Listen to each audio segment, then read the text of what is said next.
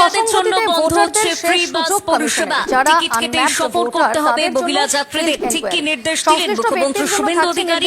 বাসে আর ফ্রিতে যাতায়াত করতে পারবেন না পশ্চিমবঙ্গের মহিলারা। বাসে টিকিট কাটা নিয়ে বড় পদক্ষেপের ঘোষণা মুখ্যমন্ত্রী। পিন কার্ড হলেও পকেট থেকে খসবে টাকা।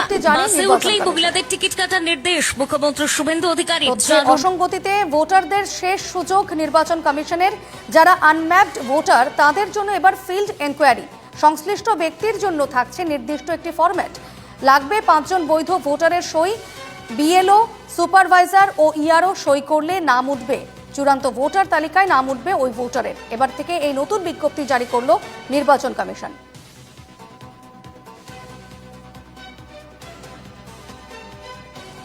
টেলিফোনে রয়েছেন প্রতিনিধি পৃথা দাশগুপ্ত। পৃথা, তথ্যে অসঙ্গতিতে যে ভোটারদের জন্য সে সুযোগ দিয়েছে কমিশন এবং সেই কারণে একটা নতুন বিজ্ঞপ্তি জারি করা হয়েছে, মূলত কি কি ক্রাইটেরিয়া রয়েছে?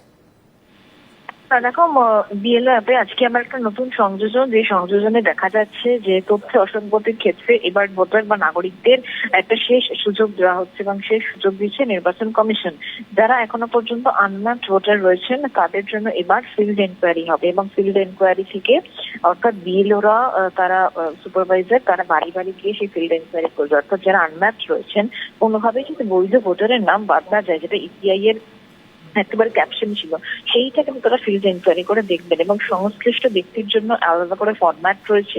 এই ফরম্যাট হচ্ছে 5 জন বৈধ ভোটার, যেটা বিএলও, সুপারভাইজার এবং ইআরও, এরা প্রত্যেকে সাইন করবে, সাইন করে ভেরিফিকেশন করবে, করে চূড়ান্ত ভোটার যে তালিকা, সেই চূড়ান্ত ভোটার তালিকায় নাম তোলা হবে এবং সেটা নির্দিষ্ট ফরম্যাটে ফিল্ড এনকোয়ারির পরেই কিন্তু সেটা হবে।